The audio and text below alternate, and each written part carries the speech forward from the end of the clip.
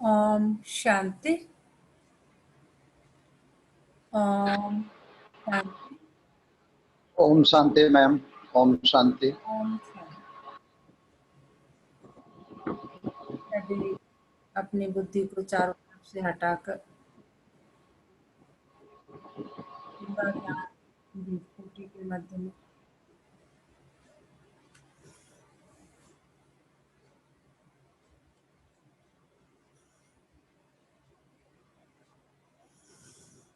ये मुझ आत्मा का निवास स्थान है।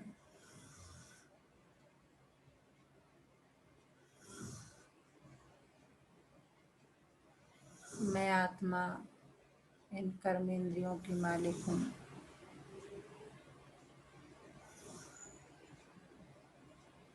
ये सभी कर्मेंद्रियां मेरे वश में है। मेरा मन, मेरी बुद्धि मेरी बहुत अच्छी दोस्त है।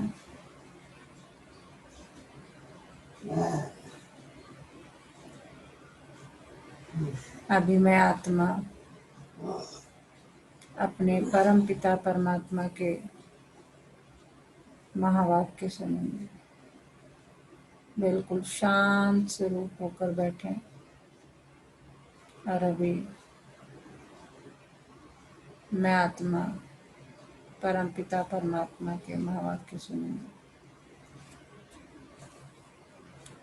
ओम शांति। आज 27 अगस्त 2020 बाबा के महावाक्य हैं। पहले सुनते हैं मुरली का सार। मीठे बच्चे, बाप आए हैं इस वैश्यालय को शिवालय बनाने।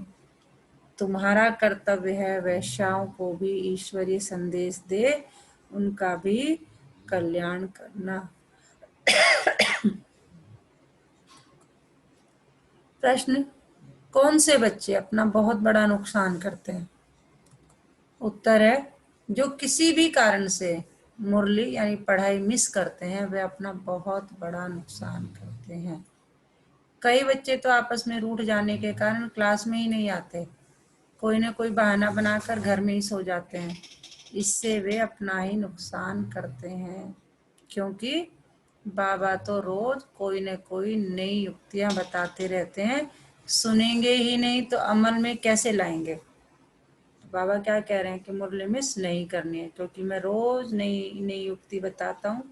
अगर सुनोगे नहीं तो प्रैक्टिकल में कैसे लाओगे? तो इस नुकसान से बचना है, मुरली मिस नहीं करनी है।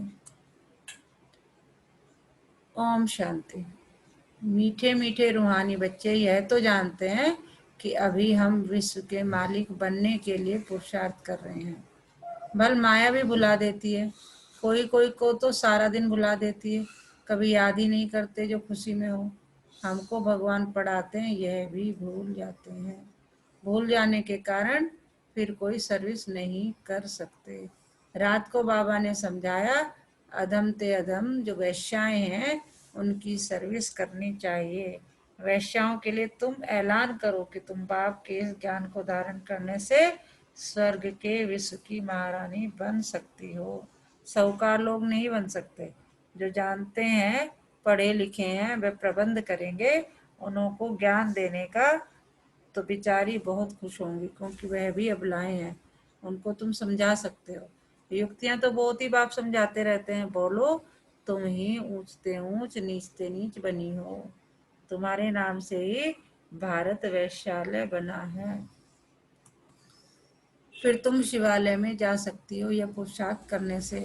तुम अभी पैसे के लिए कितना गंदा काम करती हो, अब यह छोड़ो। ऐसा समझाने से वह बहुत खुश होंगी, तुमको कोई रोक नहीं सकते। यह तो अच्छी बात है ना। गरीबों का भी का ही गरीबों का है ही भगवान, पैसे के कारण बहुत गंदा काम करती हैं, उन्हों का जैसे धंधा चलता है। अभी बच्चे कहते हैं हम युक्तियां निकालेंगे सर्विस वृद्धि को कैसे पाएं।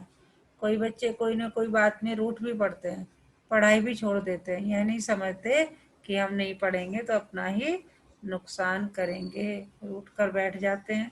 फलानी ने यह कहा, ऐसा कहा, इसलिए आते नहीं। हफ्ते में एक बार मुश्किल आते हैं, बाबा तो मुरलियों में कभी क्या राय कभी क्या राय देते रहते हैं। मुरली सुनना तो चाहिए ना, क्लास में जब आएंगे तो सुनेंगे। ऐसे बहुत है कारण अकारण बहाना बनाए सो जाएंगे।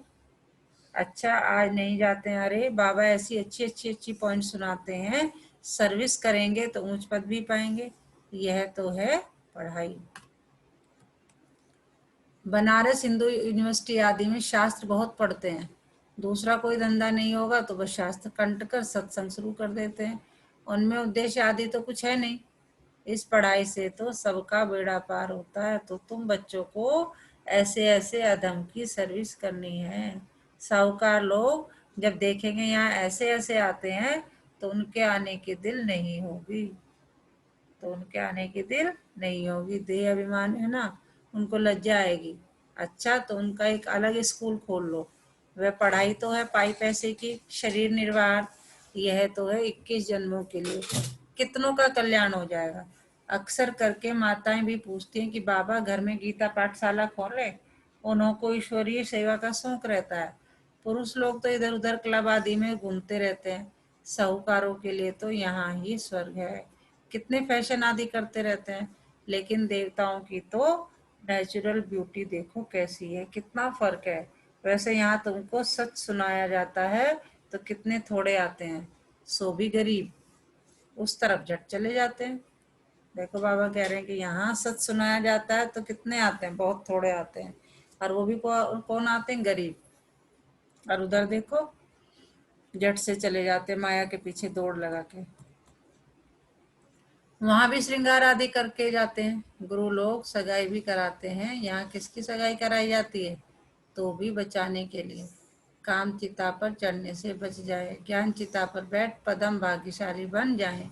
माँ बाप को कहते हैं यह बर्बादी का धंधा छोड़ चलो स्वर्ग में, तो कहते हैं क्या करें, यह दुनिया वाले हमारे ऊपर बिगड़ेंगे कि कुल का नाम बदनाम करते हैं। शादी न करना कायदे के बरखिलाफ है। लोक लाज कुल की मर्यादा छोड़ते नहीं है। भक्ति मार्ग में गाते हैं मेरा तो एक दूसरा न कोई। मीरा के भी गीत है। फीमेल्स में नंबर 1 भक्तन मीरा, मेल्स में नारद गाया हुआ है। नारद को मेल्स में नंबर 1 भक्त गाया हुआ है, और लेडीज में किसको गाया हुआ है, मीरा को। नारद की भी कहानी है ना। तुमको कोई नया आदमी कहे मैं लक्ष्मी को वर सकता हूँ तो बोलो अपने को देखो लायक हो, पवित्र सर्वगुण संपन्न हो। यह तो विकारी पतित दुनिया है, बाप आए हैं उनसे निकाल पावन बनाने। तो बाबा क्या कर रहे हैं, बाबा जो है हमें इस नरक से निकालकर पावन बना रहे हैं। पावन बनो तब तो लक्ष्मी को वरने के लायक बन सकेंगे। यहाँ बाबा के पास आते हैं, प्रतिज्ञा करते, फिर घर में जाकर विकार में गिरते हैं। ऐसे ऐसे समाचार आते हैं। बाबा कहते हैं ऐसे ऐसे को जो ब्राह्मणी ले आती है उनके ऊपर भी असर पड़ जाता है। इंद्र सभा की कहानी भी है ना, तो ले आने वाले पर भी दंड पड़ जाता है। बाबा ब्राह्मणियों को हमेशा कहते हैं कच्चे कच्चे को मत ले आओ, तुम्हारी अवस्था भी गिर पड़ेगी क्योंकि बेकायदे ले आए। वास्तव में ब्राह्मणी बनना है बहुत सहज, 10-15 दिन में बन सकती है। बाबा किसको भी समझाने की बहुत सहज युक्ति बताते हैं। तुम भारतवासी आदि सनातन देवी देवता धर्म के थे, स्वर्गवासी थे, अब नरकवासी हो, फिर स्वर्गवासी बनना है तो यह विकार छोड़ो, सिर्फ बाप को याद करो तो विकर्म विनाश हो जाए। कितना सहज है, परंतु कोई बिल्कुल समझते नहीं है। खुद ही नहीं समझते तो औरों को क्या समझाएंगे। वानप्रस्थ अवस्था में भी मोह की रग जाती रहती है। आजकल वानप्रस्थ अवस्था में इतने नहीं जाते हैं, तमो प्रधान है ना, यहीं फंसे रहते हैं।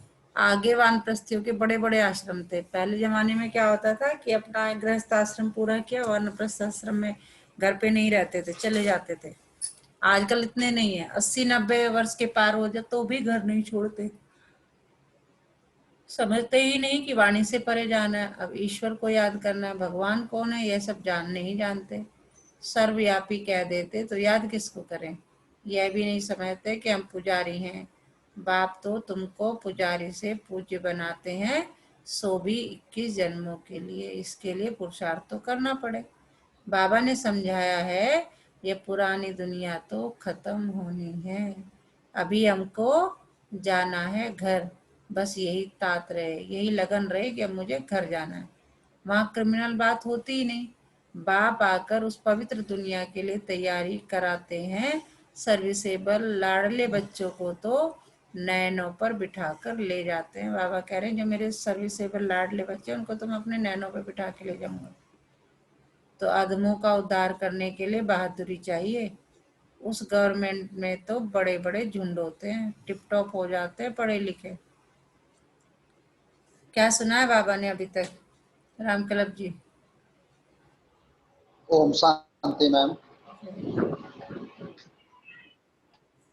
अभी तक बाबा बाबा कहते हैं, ने क्या हाँ बाबा कहते हैं मैम कि कुछ बच्चे ऐसे होते हैं जो सांसारिक मोह माया में उलझकर ईश्वरीय पढ़ाई को छोड़ देते हैं और भूल जाते हैं कि हमें स्वयं ईश्वर पढ़ा रहे हैं। जी। हमें हमेशा अपने को आत्म अभिमानी समझना चाहिए, बाबा की याद में रहना चाहिए। बीमारी में हो, किसी काम में संलग्न हो या कहीं भी हो, हर समय बाबा के ध्यान में रखना चाहिए। और जो कंक्लूजन है मेरी समझ में आया है वो ये है कि समाज का कोई भी वर्ग हो, यहाँ पर किसी को नॉमिनेट किया गया है, हम्म, बट समाज का कोई भी वर्ग हो और किसी भी तरीके का निम्न प्राणी हो, उसके भी कल्याण की भावना अपने मन में रखनी चाहिए। जी। ओम शांति मैम। चलो।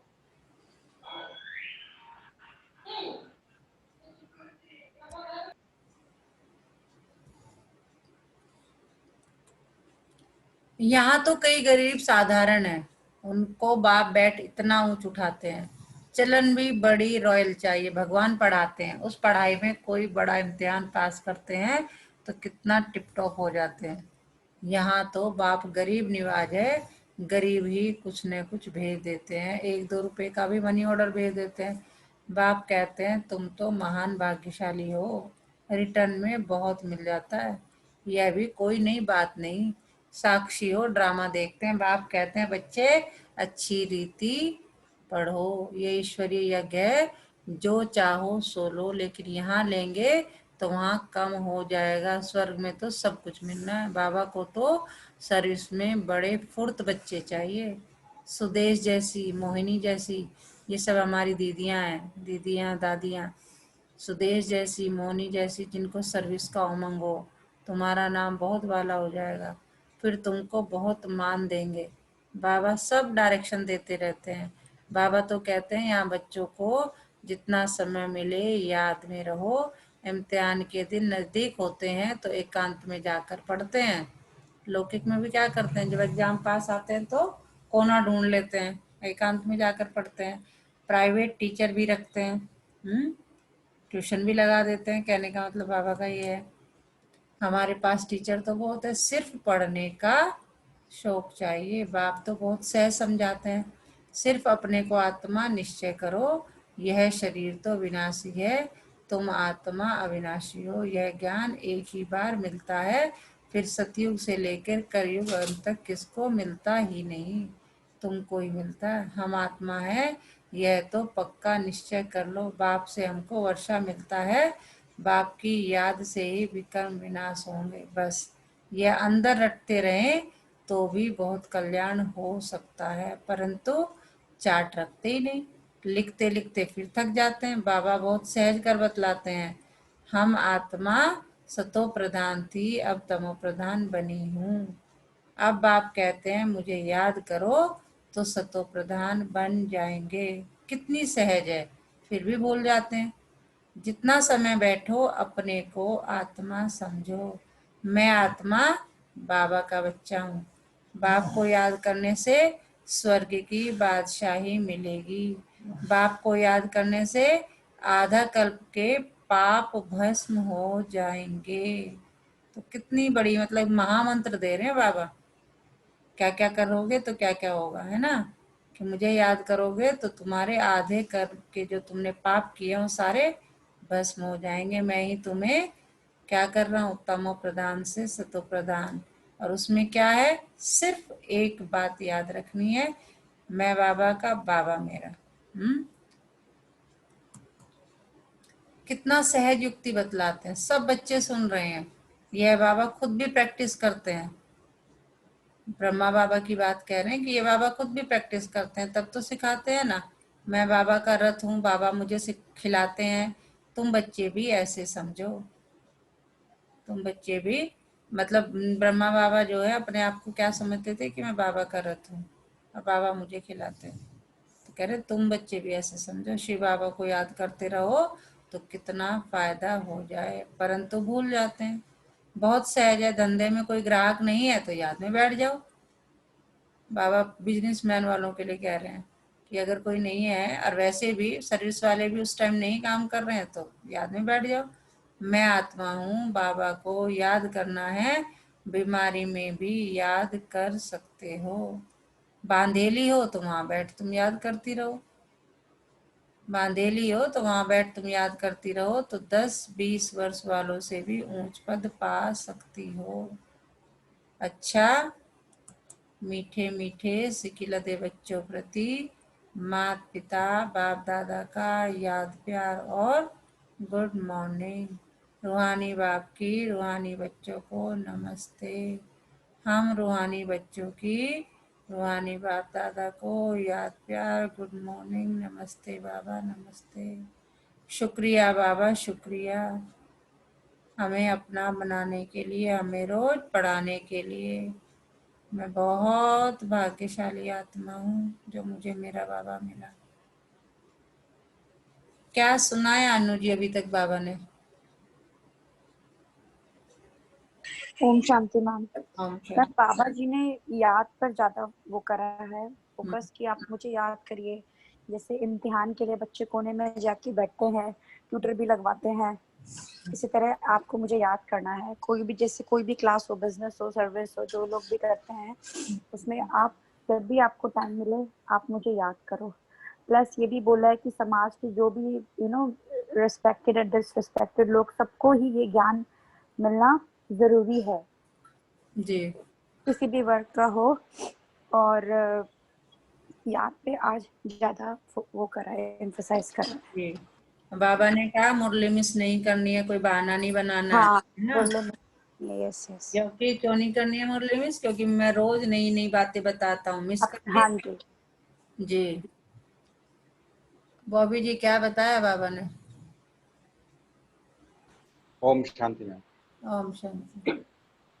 रामगुरु जी ने बहुत अच्छा बताया था, अनु जी ने बहुत अच्छा बताया। रामगुरु जी ने बताया कि इस ज्ञान का अधिकार समाज के हर वर्ग को है, वो ले सकते हैं। वो आए ना आए ये उन पे है, क्योंकि सारे ही तो आएंगे नहीं। अपने ज्ञान को देते थे, जिस प्रकार आपने एक मुरली में बताया था कि शेरनी के दूध को सोने के बर्तन में रखा जा सकता है, इसलिए बाबा का ज्ञान तो आप सबको दो, बढ़ जाए हमारा। लेकिन इस ज्ञान को सुनकर जो सत्य की आत्माएं हैं वही बाबा की याद में आएंगी। अदरवाइज क्या होंगे, तो एक दिन कुछ दिन चलेंगे और फिर भूल जाएंगे, छोड़ देंगे। जी अभी अनु जी ने भी बहुत अच्छा बताया कि बाबा को एक एकांत में बैठकर याद करना है, मुरली मिस नहीं करनी है। जितना हम याद करेंगे उतना ही हमारे कर्म विनाश होंगे। जी और हमें इस नई दुनिया से मोह रखना है, पुरानी दुनिया से मोह खत्म करना है। और हमें वानप्रस्थ के बारे में बाबा ने बताया कि हम तक अब तक ये समझते थे कि वानप्रस्थ मतलब 80-90 की उम्र में घर को छोड़ देना। बाबा कहना है कि वानप्रस्थ वाणी से परे रहने का अभ्यास करना है। और बाबा ने कहा कि मुझे याद करना है बस। जी, धारणा के लिए मुख्य सार, सर्विस में बहुत बहुत फुर्त बनना है, फुर्तीशाली होना चाहिए। जितना समय मिले एकांत में बैठ बाप को याद करना है, पढ़ाई का शौक रखना है, पढ़ाई से रोकना नहीं है, अपनी चलन बहुत बहुत रॉयल रखनी है। बस अब घर जाना है, पुरानी दुनिया खत्म होनी है, इसलिए मोहों की रगें तोड़ देनी है, वानप्रस्थ यानी वाणी से परे अवस्था में रहने का अभ्यास करना है, अधमों का भी उद्धार करने की सेवा करनी है। आज का वरदान, ब्रह्मा बाप समान महात्याग से महाभाग्य बनाने वाले नंबर 1 फरिश्ता सो विश्व महाराजन बन।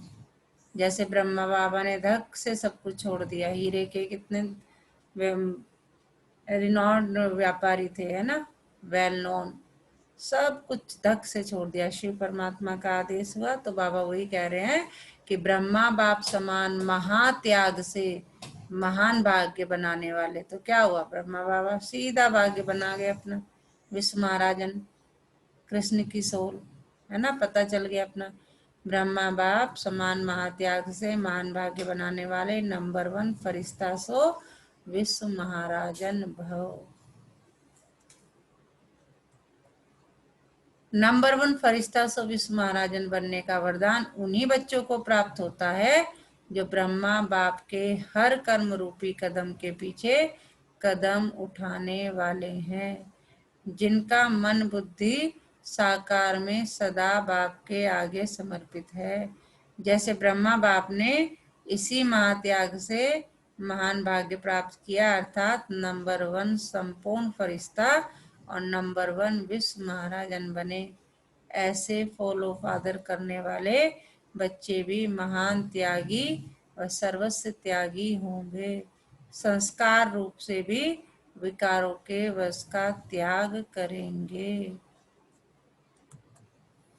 आज का स्लोगन, अभी सब आधार टूटने हैं, इसलिए एक बाप को अपना आधार बनाओ।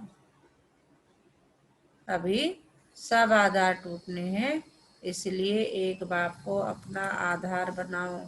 आज का मीठा मोती, ईश्वर से मिलने का रास्ता जुबान से नहीं दिल से होकर जाता है, इसके लिए उसे दिलाराम भी कहते हैं। तो बाबा से मिलना है तो उसे दिल से याद करो, जबान से नहीं। तो इसलिए कहते हैं कि ईश्वर से मिलने का रास्ता जुबान से नहीं दिल से होकर जाता है, इसके लिए उसे दिलाराम भी कहते हैं। आज पूरा दिन किस समान में रहना है, मैं सर्वस्व त्यागी हूँ, मैं सर्वस्व त्यागी हूँ। जितने भी मोह माया सब का कर्म सब करना है, लेकिन त्याग डिटैच होके करना है। मन बुद्धि कहाँ रहे, सिर्फ और सिर्फ बाबा में। बाबा को ही आधार बनाना है और सारे तो आधार टूटने हैं, तो इसलिए सब कुछ कौन, मेरा एक शिव बाबा, दूसरा ना कोई। ओम शांति।